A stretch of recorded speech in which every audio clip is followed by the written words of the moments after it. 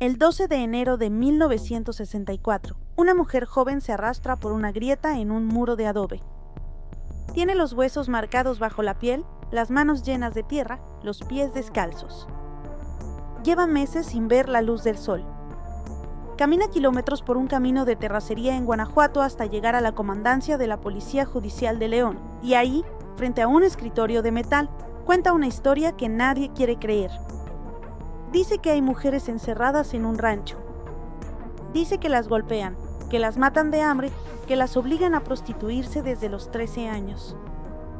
Dice que hay cuerpos enterrados en el patio trasero. Y dice algo más, que las dueñas de ese infierno son 4 hermanas que llevan décadas haciendo exactamente lo mismo, protegidas por policías, por funcionarios, por todo un sistema que decidió mirar hacia otro lado. Su nombre es Catalina Ortega. Y lo que va a desencadenar su denuncia sacudirá a México entero. Porque lo que las autoridades van a encontrar en ese rancho es tan atroz, tan difícil de procesar, que la gente del pueblo intentará sacar a las responsables de la cárcel para lincharlas con sus propias manos. Esta es la historia de las Poquianchis. Lo que descubrirás en los últimos minutos de este video te va a hacer preguntarte cómo algo así pudo funcionar durante 20 años, a la vista de todos, sin que nadie lo parara. Para entender lo que pasó hay que retroceder mucho. Hay que ir al principio. Las hermanas González Valenzuela nacieron en el Salto de Juanacatlán, un pueblo de Jalisco donde el río Grande corría ancho y el tiempo pasaba despacio. Eran 4, Delfina, la mayor, nacida alrededor de 1912. Después Carmen, en 1918. María Luisa en 1920. Y la más chica, María de Jesús, en 1924. Su apellido real era Torres Valenzuela. Lo cambiaron después por razones que ya vamos a ver. El padre se llamaba Isidro Torres y era alguacil del gobierno porfirista, uno de esos hombres que patrullaban caminos a caballo buscando bandidos y salteadores. Tenía licencia para matar. Y la usaba. Ejecutaba prisioneros con la misma facilidad con la que otros hombres ordeñaban vacas por la mañana. Era alcohólico, violento, autoritario. Golpeaba a su esposa, Bernardina Valenzuela, una mujer consumida por la religión que rezaba el rosario con la misma intensidad con la que su marido repartía golpes. Y a sus hijas las obligaba a ver las ejecuciones. Niñas de 8, 9, 10 años, paradas frente a un paredón mientras su padre le metía un balazo en la cabeza a alguien. Así crecieron. Bernardina, por su parte, las castigaba con una severidad que rayaba en la crueldad. Las niñas vivían entre 2 fuegos, un padre que les enseñó que la violencia es poder y una madre que les enseñó que el miedo es obediencia. Cualquiera que haya estudiado lo que produce ese tipo de infancia sabe que el daño es profundo. Pero eso no justifica nada. Lo que hicieron después no tiene justificación posible. Carmen, la mayor de las hermanas, fue la primera en intentar escapar de esa casa. Se fugó con su novio, un hombre llamado Luis Jasso, varios años mayor que ella. Cuando Isidro se enteró, la buscó, la encontró y la encerró en la cárcel municipal. 14 meses estuvo Carmen presa por haberse ido con un hombre sin permiso de su padre. Y mientras tanto, Isidro cometió el error que lo destruyó, mató a un hacendado llamado Félix Ornelas. Le disparó por la espalda durante un supuesto arresto. El hombre era sospechoso de delitos, sí, pero lo que Isidro hizo fue un asesinato a sangre fría que no tenía nada que ver con la justicia. Se convirtió en prófugo. Abandonó a su familia. Y la familia tuvo que cambiar de apellido para sobrevivir. De Torres Valenzuela pasaron a llamarse González Valenzuela. Se fueron del Salto y empezaron de cero. Para 1935, las 4 hermanas trabajaban en una fábrica textil. Ganaban centavos. La pobreza las ahogaba. Y entonces Delfina, la mayor, la que había visto más ejecuciones, la que cargaba con la rabia más vieja, tomó una decisión que marcaría el destino de cientos de personas. Abrió una cantina. El primer negocio fue en El Salto, a mediados de los años 40. La prostitución estaba prohibida en Jalisco, pero la vigilancia era mínima y los sobornos eran baratos. Delfina aprendió rápido cómo funcionaban las cosas. Le pagabas al policía del pueblo y nadie te molestaba. Le pagabas al presidente municipal y te daban permiso para lo que quisieras. El dinero compraba silencio, protección, impunidad. Y las hermanas González Valenzuela tenían una habilidad particular para seducir al poder. Se hacían amantes de los funcionarios. Les regalaban dinero. Les mandaban mujeres. Y a cambio, sus negocios crecían sin que nadie les hiciera una sola pregunta. Pero la cantina era solo el comienzo. Lo que realmente les daba dinero era otra cosa. Delfina y sus hermanas empezaron a reclutar muchachas jóvenes de los ranchos más pobres de Jalisco y Guanajuato. Mandaban gente a recorrer pueblos buscando adolescentes de entre 12 y 15 años. El engaño siempre era el mismo. Les ofrecían trabajo como empleadas domésticas en la ciudad. Les prometían un sueldo digno, comida, un techo. Las familias de esas niñas eran campesinas que no tenían nada. Un padre que ganaba 3 pesos al día oía que su hija iba a trabajar en una casa bonita en León y sentía alivio. Creía que le estaba dando una oportunidad. Las niñas subían a un camión y nunca volvían. Cuando llegaban al burdel, la trampa se cerraba. Les quitaban la ropa, les quitaban los documentos, les quitaban el nombre. Las encerraban en cuartos sin ventanas y las obligaban a prostituirse desde la primera noche. Si se resistían, las golpeaban. Si lloraban, las golpeaban más fuerte. Si intentaban escapar, el castigo era brutal. Les quemaban la piel con hierros calientes, les clavaban objetos punzantes, las dejaban sin comer durante días. El hijo de Delfina, un hombre al que le decían Entepo, era el encargado de vigilar a las mujeres y de asegurarse de que ninguna huyera. También se encargaba de pagar los sobornos a la policía. Los burdeles fueron creciendo. La Barca de Oro en León. Guadalajara de Noche en San Francisco del Rincón. Otros locales en Lagos de Moreno, en Purísima del Rincón. El nombre Poquianchis venía del dueño anterior de uno de los locales, un hombre al que apodaban así. Las hermanas heredaron el apodo y con el tiempo se volvió la forma en que todo el mundo las conocía. Los clientes eran jornaleros, campesinos, soldados y policías. Muchos policías. La Secretaría de Salud emitía tarjetas de control sanitario falsas para las mujeres que trabajaban en esos burdeles. Las tarjetas costaban caro, pero servían para que los clientes creyeran que las muchachas estaban sanas. Era una farsa perfecta, documentos oficiales avalando un negocio sostenido sobre secuestro, violación y esclavitud. ¿Y qué pasaba con las que ya no servían? Cuando una mujer enfermaba, cuando envejecía, cuando perdía el atractivo que les generaba dinero, las Poquianchis la descartaban. Las mataban de hambre. Las golpeaban hasta matarlas. Algunas fueron enterradas vivas. Los cuerpos terminaban en fosas clandestinas en un lugar llamado Rancho San Ángel, en Purísima del Rincón. Cada cierto tiempo, las hermanas mandaban exhumar los cadáveres y quemarlos con gasolina para borrar cualquier rastro. Cuando alguna de las mujeres quedaba embarazada, le practicaban un aborto. Si el bebé llegaba a nacer, lo mataban.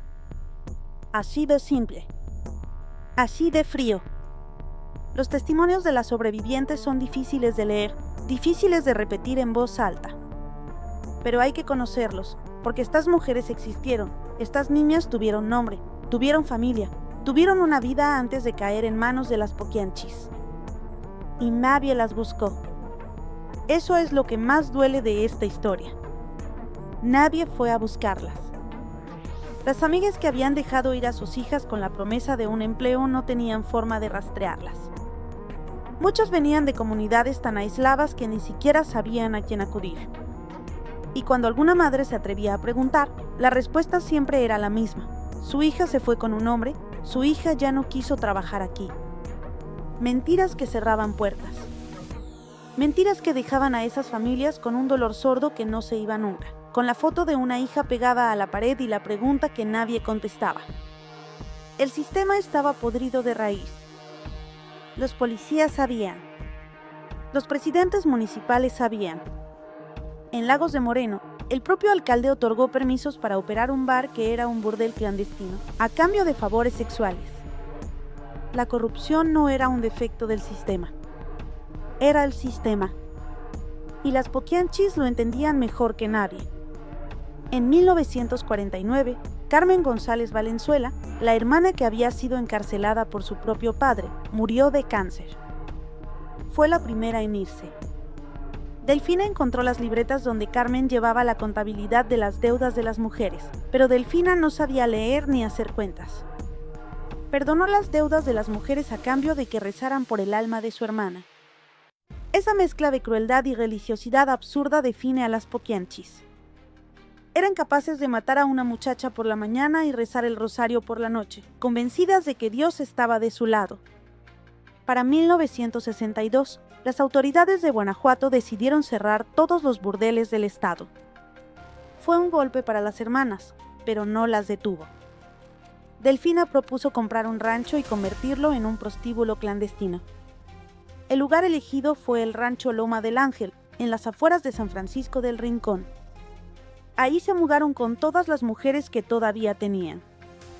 Y ahí, lejos de la ciudad, sin vecinos cerca, sin ojos que las vigilaran, la violencia se disparó. María Luisa, la tercera hermana, se había separado del grupo para montar su propio negocio en Matamoros, Tamaulipas. Le decían Eva, la piernuda. Desde allá les pedía a sus hermanas que le mandaran mercancía. Así llamaban a las mujeres. Mercancía. Lo que pasó dentro del rancho Loma del Ángel entre 1962 y enero de 1964 concentró lo peor de 2 décadas de horror.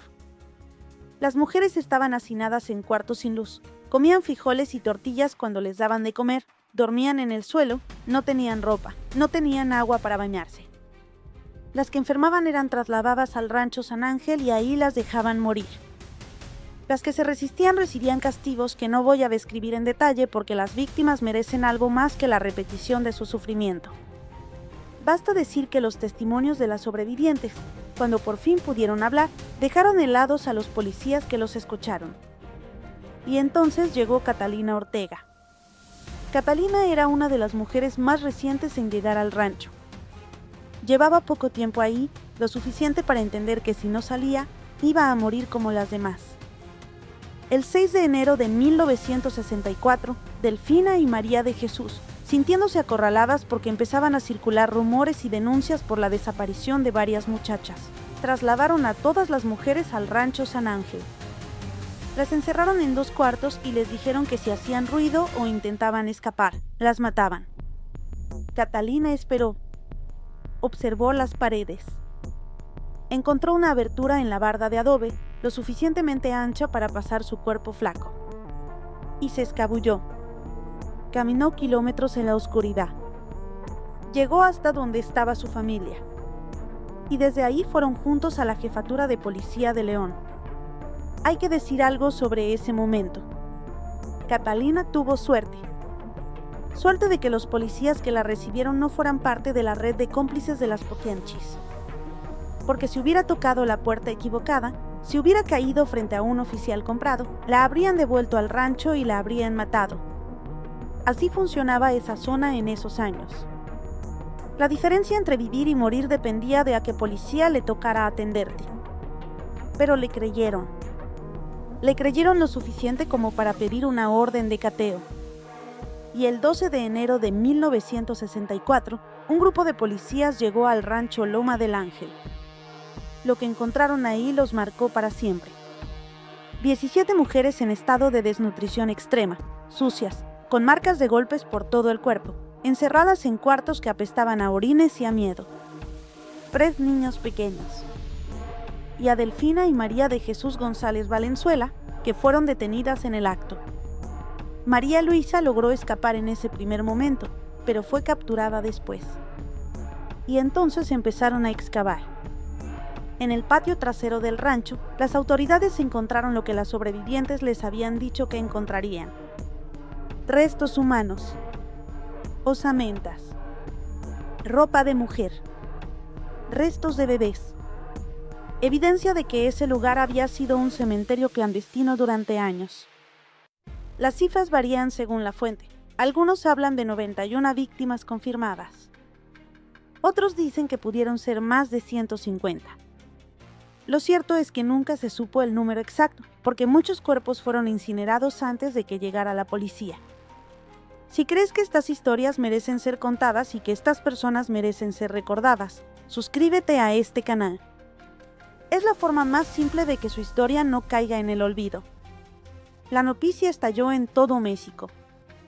La revista Alarma, un semanario amarillista que había empezado a circular en 1963, publicó la historia con una portada en color amarillo que mostraba por primera vez los rostros de las 4 hermanas. México empero se enteró, y la reacción fue volcánica. Más de 2,000 personas se agolparon frente a la cárcel de San Francisco del Rincón exigiendo que les entregaran a las hermanas para matarlas en la calle. Padres que llevaban años sin saber qué había pasado con sus hijas entendieron, de golpe, que habían muerto en manos de esas mujeres. El dolor se convirtió en rabia. La rabia se convirtió en turba. El juez tuvo que ordenar el traslado de las hermanas a la cárcel de Irapuato para evitar el linchamiento.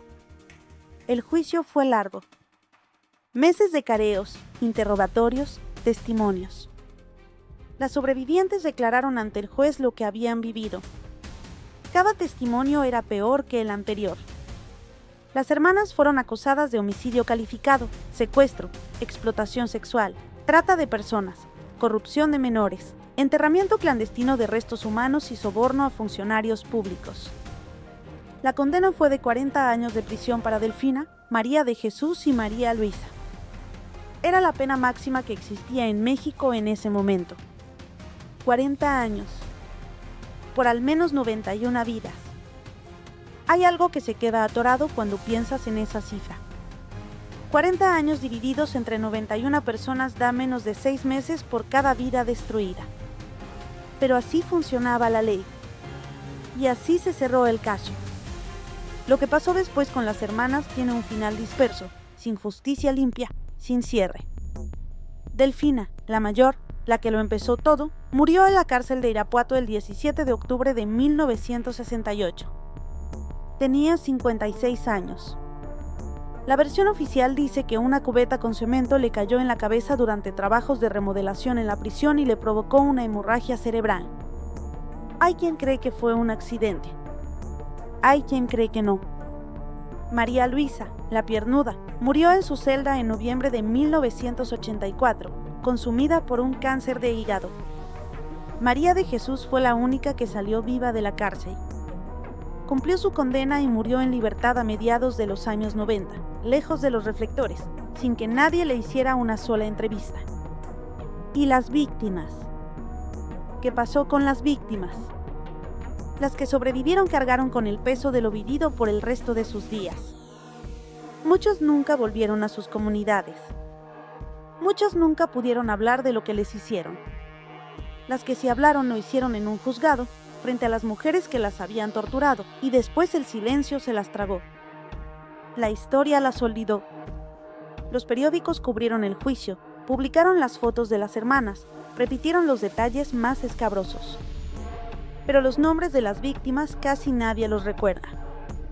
Sus rostros nunca salieron en portada. Pensemos un segundo en lo que hizo posible esto durante 20 años. 20 años en los que cientos de familias perdieron a sus hijas y nadie conectó los puntos. 20 años en los que las autoridades de Guanajuato y Jalisco recibieron sobornos, firmaron permisos, emitieron documentos sanitarios falsos, miraron para otro lado cuando alguien venía a preguntar por una muchacha desaparecida. El caso de las Poquianchis no es solo la historia de 4 hermanas monstruosas. Es la historia de todo lo que las rodeó y les permitió operar. Cada policía que aceptó un sobre con dinero es cómplice. Cada funcionario que firmó un permiso sabiendo lo que pasaba adentro de esos burdeles es cómplice. Cada persona que sabía y cayó es cómplice. México procesó este caso como un escándalo de nota roja. Las portadas de Alarma. Vendieron miles de ejemplares con titulares sangrientos. La gente lo consumió como entretenimiento macabro. Pero la pregunta incómoda quedó sin responder. ¿Cómo un país permite que algo así funcione durante 2 décadas? La respuesta está en la pobreza, en la corrupción y en lo poco que valía la vida de una muchacha campesina en el México de los años 50. Esas niñas que subían a un camión con la esperanza de un empleo digno venían de familias que el Estado había abandonado. Familias sin acceso a educación, sin contactos, sin recursos para buscar a nadie. Las poquianchis cazaban en la pobreza como quien pesca en un río lleno de peces. Sabían que nadie iba a venir a reclamar. El caso generó cambios. Después del escándalo, México endureció algunas leyes contra la trata de personas. Pero los cambios fueron lentos, incompletos, insuficientes. Décadas después, la trata sigue siendo uno de los delitos más frecuentes y menos castigados en el país. Las redes que explotan a mujeres y niñas siguen operando, muchas veces con la misma complicidad institucional que protegió a las poquianchis. Jorge Ibargüengoitia, uno de los escritores más afilados de México, tomó el caso y lo convirtió en una novela llamada Las Muertas, publicada en 1977. Usó la ironía y el humor negro para contar una historia que de otra manera sería imposible de digerir. Felipe Casals llevó el caso al cine en 1976 con una película que lleva el nombre de Las Poquianchis, una obra dura y sin concesiones que retrata la miseria social detrás de los crímenes. Y en septiembre de 2025, Netflix estrenó la miniserie Las Muertas, dirigida por Luis Estrada, basada en la novela de Ibargüengoitia. La historia sigue viva porque lo que denuncia sigue pasando. Catalina Ortega se arrastró por una grieta en un muro de adobe y cambió la historia.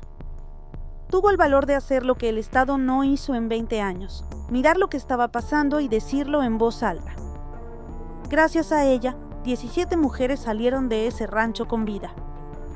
Gracias a ella, las poquianchis fueron detenidas. Pero pensemos también en todas las que no pudieron escapar. En las que fueron enterradas en fosas sin nombre, en un terreno que hoy es un pastizal donde pastan vacas, como si ahí abajo no hubiera nada. Cada una de esas mujeres tenía 14, 15, 16 años cuando llegó a un burdel creyendo que iba a trabajar en una casa. Cada una tenía una madre que la esperaba. Cada una merece que alguien diga su nombre, aunque ya no haya nadie que lo recuerde. Y eso es lo que queda al final.